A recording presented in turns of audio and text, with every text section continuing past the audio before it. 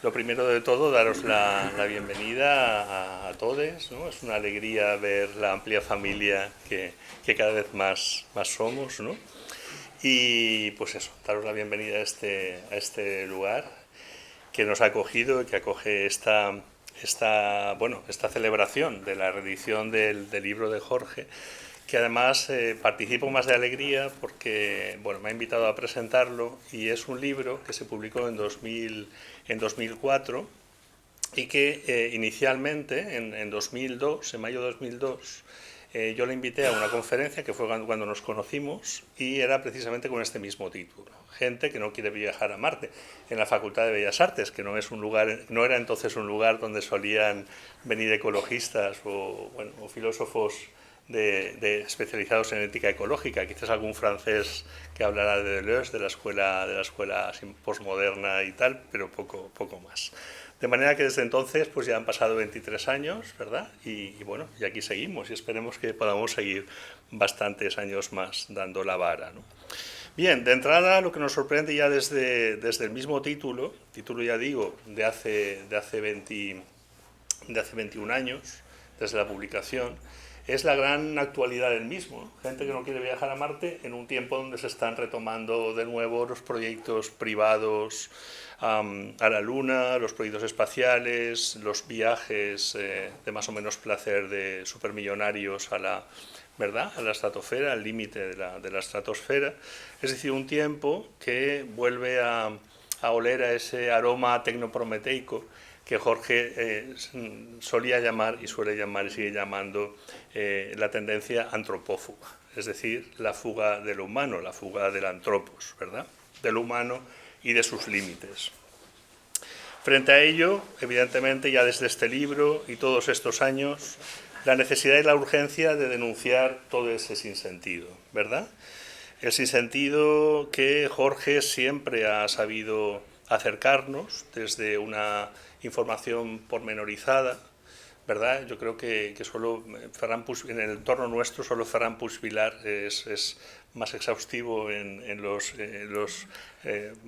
las notas a pie de, no de página, en este caso más bien hacia final de capítulo, ¿verdad? Ferran es aviso a navegantes, publicará en breve una especie de Biblia general de todo esto, pero hasta entonces yo creo que Jorge indiscutiblemente es el más exhaustivo en la documentación. Pero además esto lo aúna con un estilo muy empático, muy cercano, que no nos puede dejar nunca indiferentes. Y lo hace, y lo volvemos a hacer, a través de un medio tan cercano y tan físico como es un libro, ¿eh? Un medio de comunicación entre las personas que no hay que enchufarlo, que no se cuelga y que nos permite subrayar con lápiz, llevarlo a la cafetería para poder metabolizarlo también con el café y las tostadas, si se tercia, ¿no? Bien, para ayudar a ubicarse a las y los oyentes que no estén dentro de esta familia bien avenida, que por cierto, bienvenidos a la familia, ¿verdad? Pues deciros que este libro forma parte de la primera trilogía de la autocontención. En concreto es el tercer libro, después de Un mundo vulnerable, del año 2000, y Todos los animales somos hermanos, de 2003, si no recuerdo mal, a la que luego seguiría, bueno, se ampliaría una pentalogía con los ensayos Biomímesis y La habitación de Pascal. Bien, tras ello vino otra trilogía, la trilogía de la autoconstrucción, ¿verdad? Y muchos más ensayos que son imprescindibles, entendemos, para poder acompañar los tiempos oscuros en los que ya estamos, ¿no? No voy a desgranar la bibliografía porque el sentido de la presentación es algo mucho más cercano y también porque es bueno que cada cual vaya buceando, vaya encontrando, vaya leyendo y a partir de ahí vaya tomando su lugar respecto a todo esto que vivimos y que necesitamos ciertamente una guía para caminar, para bucear en ello, ¿no? Sí quisiera, sin embargo, apuntar que los ensayos de Jorge, tanto sus ensayos como sus poemas, no nos dejan indiferentes, son unas palabras implicativas necesariamente. Aquello que solemos decir, el que conoce ya no puede hacer como que ignora, ¿no? A partir de ahí el autoengaño se hace más difícil. Está en el ambiente, pero al que entra ya no le es tan fácil autoengañarse. Y ya digo, a partir de ahí, ¿verdad? Diríamos que hay un equilibrio entre ese decir verdad, nunca edulcorada, una verdad que puede ser dura, que puede ser a veces cortante, pero que sin embargo viene siempre acompañada de un acto de compromiso, de herramientas para seguir, de una visión positiva en el hacer juntos. Es decir, que en ese sentido, ese equilibrio que queremos siempre buscar, ¿verdad?, en los títulos, en el Mestre y en el Deseo, de la verdad dura y al mismo tiempo de la propuesta ilusionante, de la demostración de que hay mucho que hacer en la vida humana que tenemos en este tramo de decrecimiento sociometabólico de las sociedades tecnodesarrolladas, pues adquiere todo su sentido, ese equilibrio en la obra de Jorge desde el principio. No he encontrado nunca una invitación a la pasividad ni al desánimo, ya digo, sí un realismo cortante y no una prosa edulcorada. Bien, entrando ya en la línea conductora de estos primeros ensayos que componían la trilogía de la autocontención, diríamos que el punto nuclear, el corazón, sería precisamente la crítica al prometeísmo, ¿no?, a esa especie de irrefrenable tendencia a ir a más, a batir límites, a la torpe identificación entre progreso y crecimiento físico, entre digamos, voluntad de superar el antropos, decíamos, de huir del antropos, ¿verdad?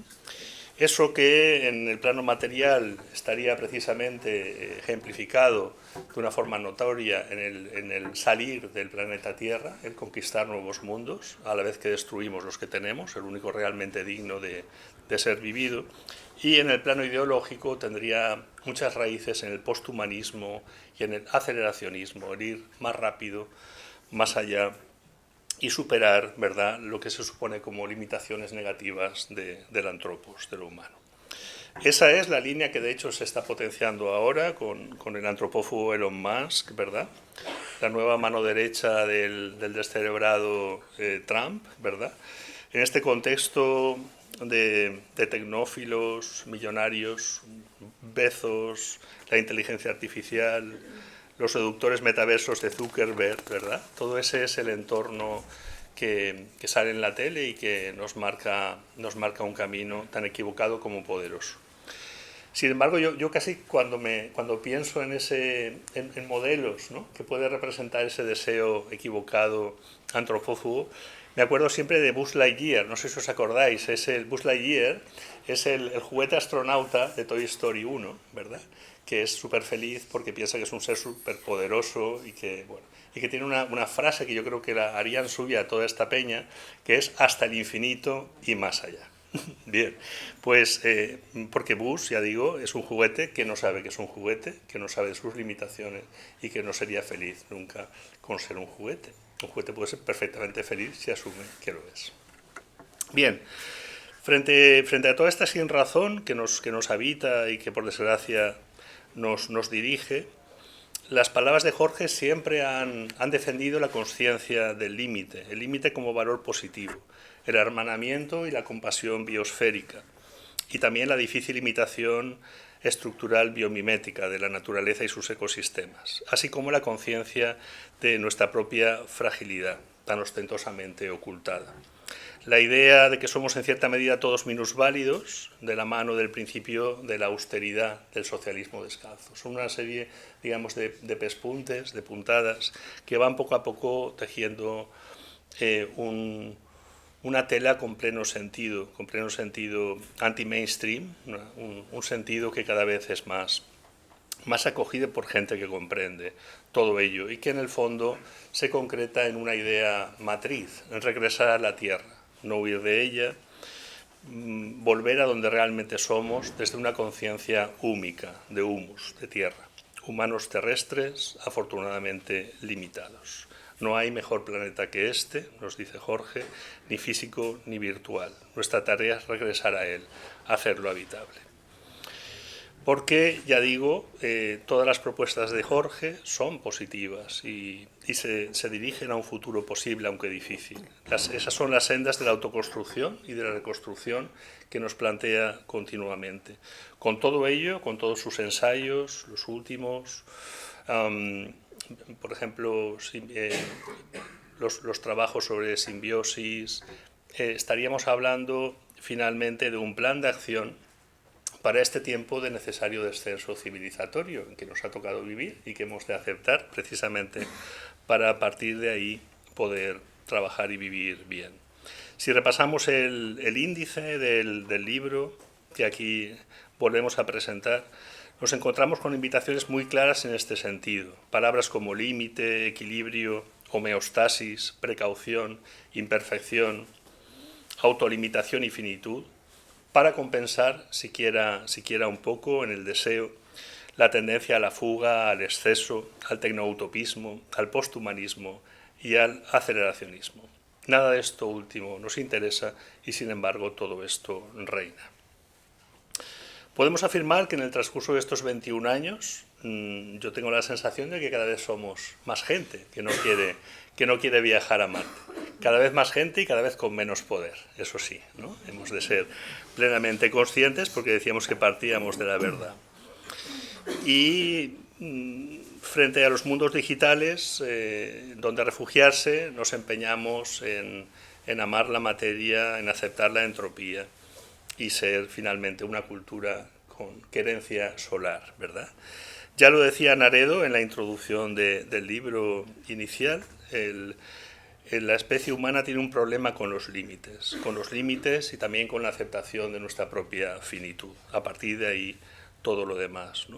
Son tiempos, pues, de prioridades cambiadas. En lo cercano, si pensamos en la Dana, recordemos que más de la mitad de las personas murieron en sus coches, o tratando de salvar sus coches de la inundación de los garajes.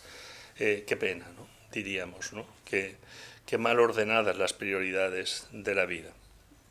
Bien, y en este nuevo giro en espiral del libro, 21 años es como una especie de giro, reeditamos el libro, han pasado 20 años, miramos qué ha pasado desde entonces y decíamos eso, ¿no? Cada vez somos más en la familia que queremos compartir esta lucidez de no engañarse, de no engañarse. Y al mismo tiempo el mainstream también es cada vez más poderoso y más amplio, ¿no? Ante ello, frente a la posible tendencia del desánimo, que ya digo nunca Jorge en sus libros invita, yo recuerdo unas palabras de Yayo Herrero un día conversando en casa, que decía, bueno, sí, todo está muy mal, pero hemos de construir un lugar agradable, con suficiente seguridad, desde donde poder vivir y decir verdad. Y esa es finalmente la idea que nos debe animar, construir una casa común, con Jorge y con muchas y muchos más compañeras y compañeros, una casa amplia, versátil, donde estén los libros guías como este, donde estén los poemas lecho de Jorge, donde descansar, ¿verdad? Donde disfrutar, donde estén las enseñanzas arregladas y desarregladas de Mestre y de Desea, y la presencia cercana de los alumnos y los estrechos vínculos con el más allá. Para quien no lo sepa, el más allá no son los espíritus, es los alumnos que están en Latinoamérica y que se conectan online. Desde hace muchos años les llamamos el más allá. Bien, y poco más que decir antes de darle la palabra a Jorge, simplemente recordar que en estos 20 años la casa vegetal de Jorge, de sus ensayos, de sus poemas y de sus palabras, se ha ido incrementando con ese crecimiento propio de lo vegetal, que es un crecimiento lento, sostenido, como debe ser, ¿no? Y con ello contribuir a esa casa común que decíamos no se ha movido ni un ápice de su sitio. Es una casa bien enraizada. Y aquí seguimos, más y más juntos, poco poderosos, sin huir hacia adelante, quedándonos aquí y en el ahí de Jorge. Muchas gracias.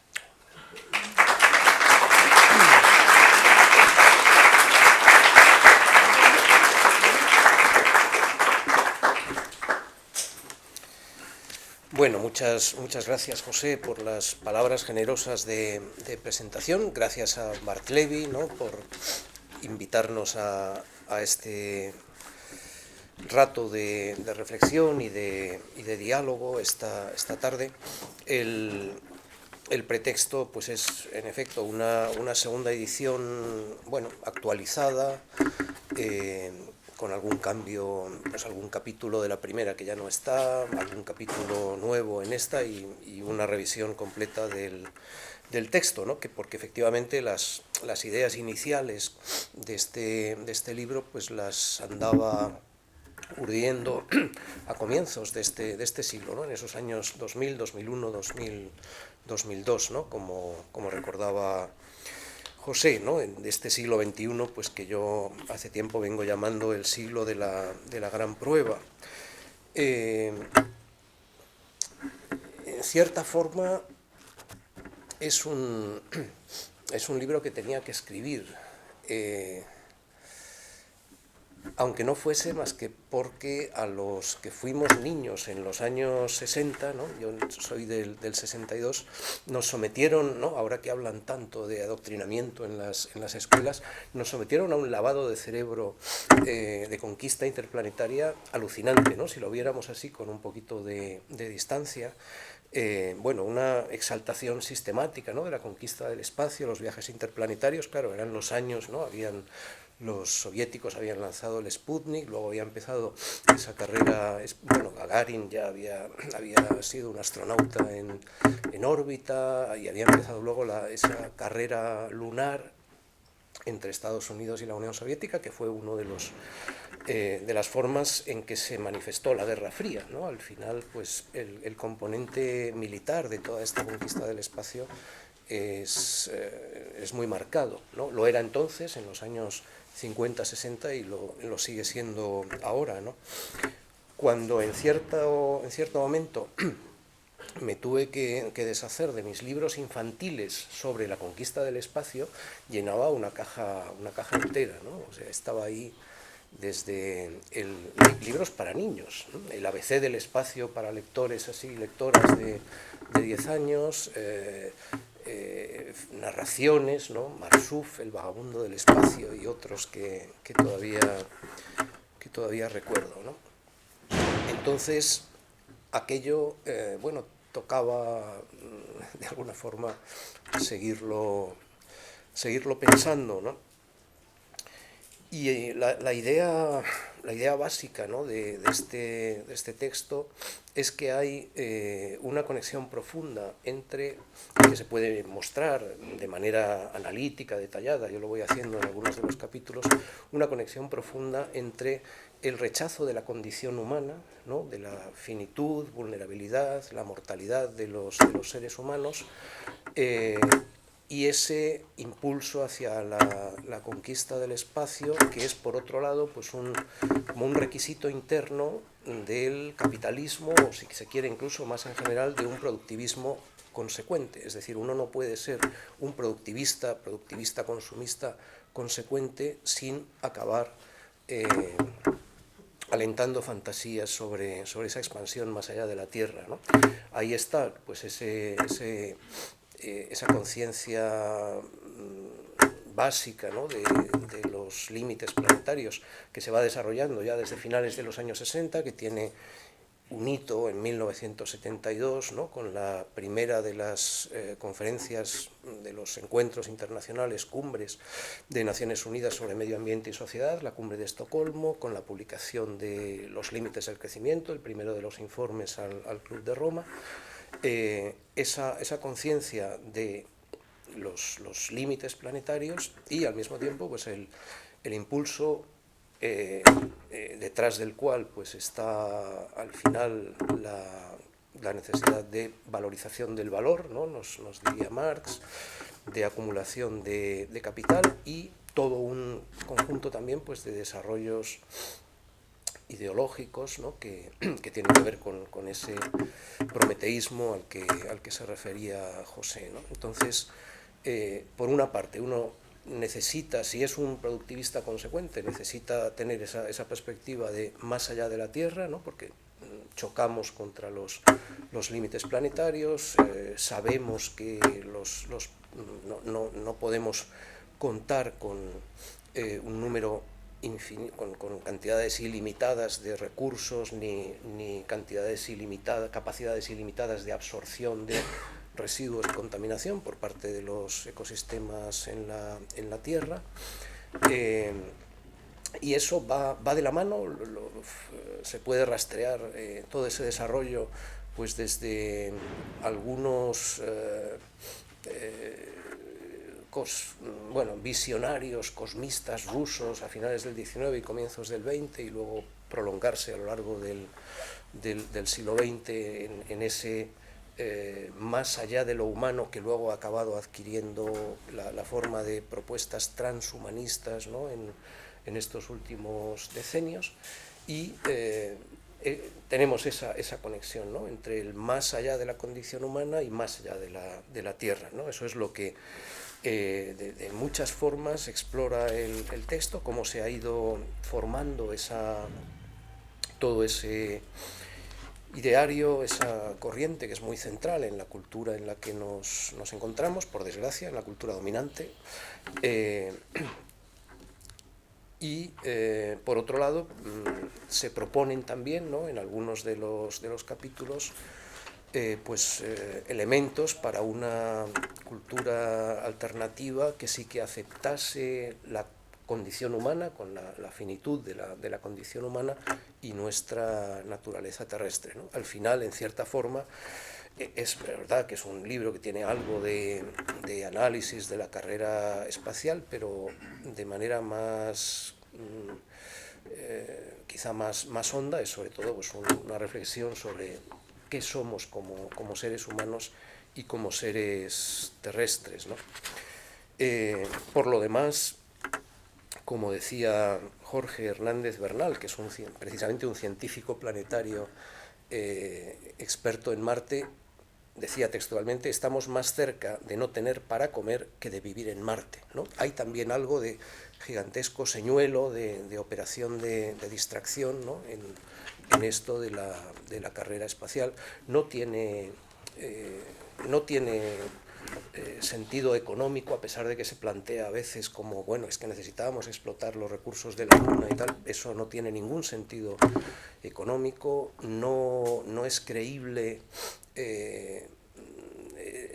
tampoco, ¿no?, la justificación que a veces se aduce, ¿no?, y incluso pues desde gente tan destacada, tan visible como Stephen Hawking, ¿no?, que necesitamos poner huevos en otra cesta porque el desastre planetario terrestre se ve venir muy de cerca. Por más que destruyamos las condiciones de habitabilidad de la Tierra, va a seguir siendo más habitable que Marte, y Marte sería pues lo más digamos el cuerpo celeste del sistema solar, que es el único donde estamos y donde vamos a seguir estando, susceptible quizá de intentar algo, ¿no? Y ahí están todos esos planes que son también fantasiosos de terraformación de Marte. Necesitamos, en la medida de lo posible,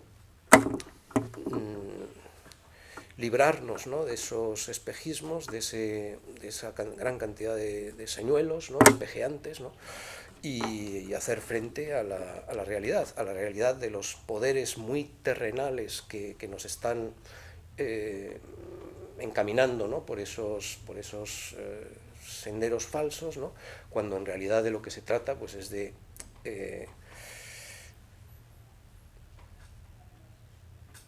incrementar y ahondar la dominación de una pequeña minoría, ¿no?, en nuestro caso pues los oligarcas occidentales, ¿no?, entre los cuales de manera pues súper destacada está ahora Elon Musk, pero no es el único, es como el representante, ¿no?, de esa casta de tecno-oligarcas que buscan, bueno, afianzar un dominio que va mostrándose cada vez más abiertamente totalitario, ¿no? Y ahí pues tenemos señuelos de distintos tipos, y yo creo que son importantes estos señuelos vinculados con la conquista del espacio, ¿no?, que por otro lado pues se ha ido privatizando y convirtiendo en algo pues más abiertamente comercial también, ¿no? Tenemos ese fenómeno de mercantilización del espacio, ¿no?, con los viajes turísticos de algunos de estos oligarcas, ¿no?, en realidad en órbitas bastante cercanas a la Tierra. Tenemos el hecho de que son ahora sobre todo empresas privadas las que están organizando en Occidente estos planes, ¿no?, que tienen pues ese componente comercial, al menos en la superficie, bastante destacado, y frente a eso pues el tipo de gesta que en realidad desearíamos